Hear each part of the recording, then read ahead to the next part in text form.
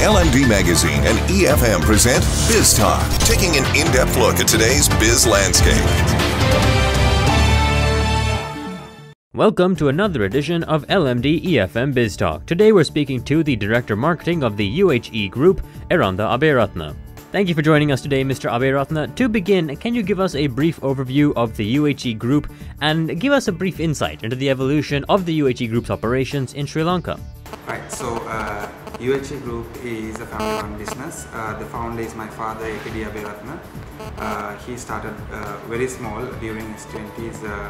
He used to work as a newspaper delivery boy, and he worked part-time at my grandfather's grocery store. So after some time, he started supplying firewood to tea factories, and then with that, the tea factory actually, after some time, the tea factory closed down, and he had to take the biggest risk of his life, which is that he had to go in all his savings and my mother's savings and mortgage his house so that he could achieve the objective of getting a tea factory and giving many jobs to the people in the village. And now that tea factory has expanded 2000%, and it's one of the biggest tea factories in Sri Lanka and the largest producer of Ceylon tea from U.H.E province. Also, me, myself and my brothers Chaman and Ranjur, we joined the business 5-10 years ago. With our joining, we have been able to expand, to diversify from manufacturing and production into fields such as directly exporting, tea and tourism. Can I tell that again, please? Not an issue, sir. Not an issue. I skipped some part of it. Shall I answer that question again? Go ahead, sir. Go ahead. We can cut. Okay.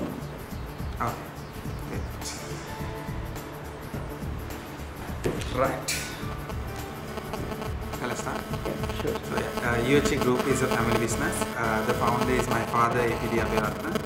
He was a college dropout, and he started very small. During the 1960s, he was doing delivering newspapers as well as working part-time in my grandfather's grocery store. So after some time, he actually started a business of his own to supply firewood to a close-by tea factory.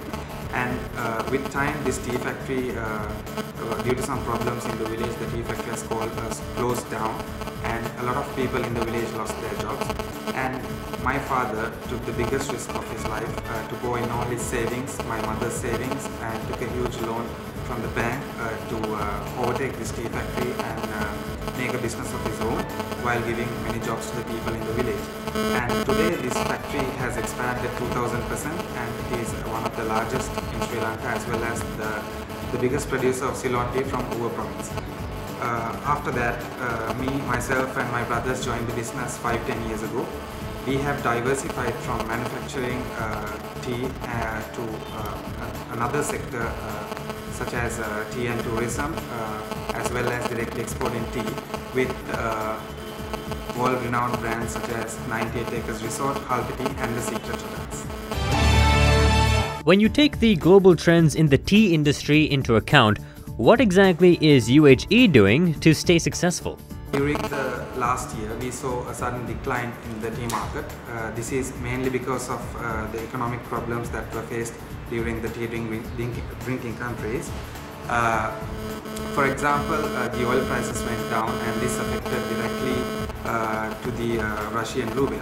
So this had a huge impact on the Ceylon tea market, affecting manufacturers, exporters, and even small-scale suppliers. And also, we have to face things like, not only Sri Lanka is a manufacturing country. You can get countries like Kenya, China. They are also competing aggressively on the international marketplace. So, for example, countries like Canada, they have also started manufacturing tea. So we have to keep that in mind, and we have to develop a competitive strategy to keep our quality and consistency ahead with these great competitors. And also another thing that I see is that the tea drinking patterns change. For instance, when you take the UK market, there was a time when they had Ceylon tea parties and tea ceremonies in London. But now what you see is like the younger generation has forgotten the importance of these kind of habits, and they are more into things like more fun and more convenient type of drinking styles. For example, they would prefer maybe herbal tea or fruit tea or iced tea, which is much more convenient. So we as manufacturers and exporters, we need to understand these increasing demands and cater those trends in the right way using research and development, innovation, and also we need to incorporate Ceylon tea into these new trends and cater this demand. What would you say your key markets around the world are and why? So there are many key markets around the world, such as Russia, Ukraine, Middle East, Australia. There are plenty. But what we need to understand today is that there are established markets as well as new and emerging markets. So according to what we do here, and according to my opinion, we should always have a strong seek out for the new and the emerging markets, because if we want to see the success of Ceylon tea in the long run, we have to actually take action now and look out for this market. For instance, with internationalization, a lot of countries are willing to try out new things. For example, China has become an emerging market. They are drinking a lot of tea, but they are also willing to look for different types of tea. So what we need to do is we need to get the first mover advantage when competing with other countries. We need to have a strong presence in those countries. So therefore, I think we need to have a strong presence in the established markets as well, but at the same time do plenty of research and find out new and emerging markets for us to cater Ceylon tea to the rest of the world. What are the steps U.H.E is taking to maintain certain standards of tea? Alright, so first of all, the Sri Lanka Tea Board has set up a certain regulatory standard that all the manufacturers and exporters need to follow. So apart from that, what U.H.E Group is doing is we are Ethical Tea Partnership certified, and we are also HACCP and ISO certified, and also we have a set of internationally certified people to look after our plantations and manufacturing practices. And at the same time, another thing that we are doing is we are conducting workshops for suppliers so that they will be more educated about the standard of leaf. And for exporters, for exporting purposes, what we do is we carry out certain laboratory tests such as microbiological or pesticide tests to make sure that our quality and consistency is matching the international standards, and so that our tea will be clean, healthy, as well as according to the international standards around the world. What is your opinion of the tourism industry in Sri Lanka, and how is it affecting the U.H.E Group currently? Alright, so for the past few years after the war, we have seen a sudden increase in the number of tourists who are coming into Sri Lanka. So this has reflected positively to U.H.E Group, because we have been able to provide new properties, new developments in our hotel sector. So thus, for example, we have been able to go into new cities around Sri Lanka with the increasing number of tourists, and then we have been able to provide more jobs to people and source local supplies, and thereby increasing the economic well-being of the people who are in those areas. And if you ask me about the Sri Lanka tourism, I think like Sri Lanka is a country that has a great composition of things to do. For example, there is no other country like Sri Lanka. Sri Lanka is really unique.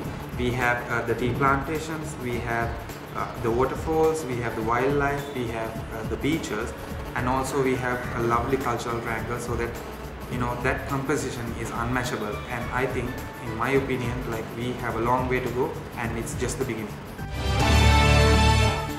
What would you say are the threats faced by the tourism industry, both globally and locally? Alright, so drawing from the recent events, the first thing that comes to my mind is like there is a threat for the airline travel now. With the accidents that's been happening with the commercial airline flights, we need to set up some standards so that we can minimize these things, because it is like becoming an increasing threat to the global travel industry. And on the other hand, we have natural disasters, so we have to make sure that we are responsible in the actions we take now, so that we can save the planet for future generations. Another thing that I want to mention is the political stability of a country, which might become a huge threat. For example, like when a country is politically stable, it might look attractive for FDIs. So a lot of multinationals can come into the country. For example, like five-star hotels, theme parks that could affect positively on the tourism industry in Sri Lanka. So when this happens, when a lot of FDIs come in, Sri Lanka will be visible to the rest of the world. So we'll be able to take countries like overtake countries like Singapore and many other tourist destinations, because what Sri Lanka has to offer, no one else has that composition. Right. And also another thing that I think is we need to work together to develop peace in this country. What we have achieved after the war is very nice, and a lot of industries are coming up, so we need to work together to maintain this peace no matter what. What exactly are your plans for the future? Alright, so U.H.E Group will continue to focus on the tea industry because tea is the main business that we have since 30 years ago, and we will focus on going into new and emerging markets around the world actively. And on the other hand, we will also we are already in collaboration with certain partners such as in countries like China, Kuwait and Saudi Arabia to franchise our brand name Halbe Tea and open up restaurants and tea lounges around the world. Apart from that, when you consider the local operations that our family business has focused, like we are planning to develop a new brand name that could cater the Sri Lankan market. In terms of tourism, we are opening up 3 new suites with luxury accommodation option and private plunge pools at 98 Acres Resort, and we are in collaboration with an overseas party to introduce a mini golf course to 98 Acres Resort. Apart from that, we are also going into the restaurant industry with our first restaurant opening up in 2 months from now, and then later we will expand into Colombo and other parts of Sri Lanka. In terms of secret hotels, we will expand this year or early next year into Nuwara and the Cultural Triangle. And finally, we have invested in a new budget accommodation chain which is about to commence in the mid-2018. So we will continue to provide responsible tourism and as well as pioneering in providing quality tea to the rest of the world. Thank you very much for joining us, Mr. Aberathna. Thank you very much. Great pleasure. Tune in every Tuesday and Thursday for more insights from our business community. You can also log on to efm.lk and lmd.lk/lmdtv for a visual experience of Biz Talk.